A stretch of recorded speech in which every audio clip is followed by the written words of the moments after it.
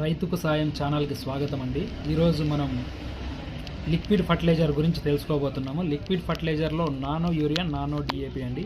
Nano urea, nano DAP అనేది liquid fertiliser అండి. Liquid fertiliser అంటే దీన్ని మొక్క నాటిన 15 రోజుల నుంచి 20 రోజుల వ్యవధిలో ఒక తూరి మొక్క పైన స్ప్రే చేయడం వల్ల చెట్టు అనేది నల్లగా ఉండటమే కాకుండా అత్యధిక దిగుబడి రావడంలో కూడా ఇది ఎంతో సహాయపడుతుందండి.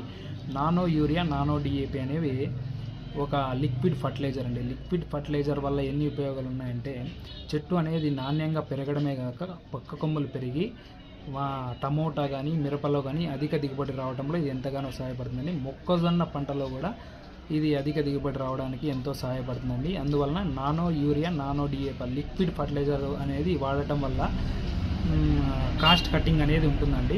మామూలుగా ఎరువు మూట్లు వేసుకోకుండా లిక్విడ్ ఫర్టిలైజర్ అని వాడటం మొదలు చేయడం మంచిది అని నేను చెప్తున్నాను.